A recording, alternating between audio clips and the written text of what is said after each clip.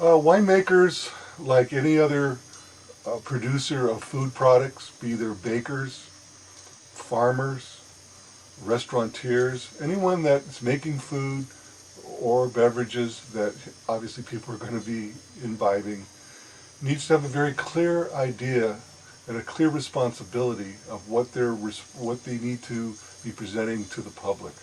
I think that pure and wholesome products should be not even the norm, but should be the requirement that when people are feeding consumers, that they get the best food that they possibly can.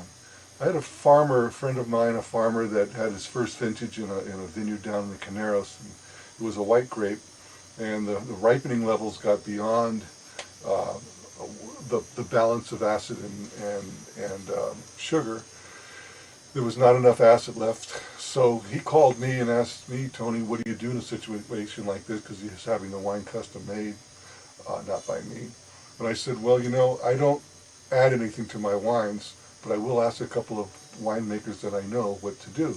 So both of them said that, independently, both of them said that adding tartaric acid would be the thing to do. But adding sulfuric acid would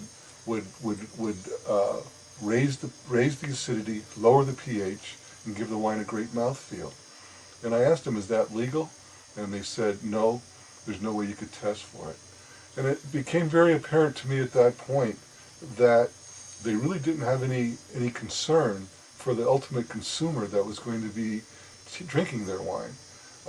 Maybe it's not dangerous, maybe it's not poisonous, but it doesn't make a lot of sense to me that could go on in the industry that I'm in, and people just assume that it's fine to do.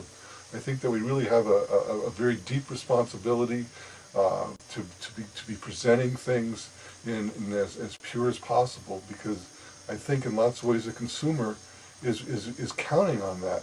I mean, in the wine business, the only thing that has to be labeled on it is contains sulfites, whereas there's 6 pages of legal additives that could be put into wine and not have to be put on the label.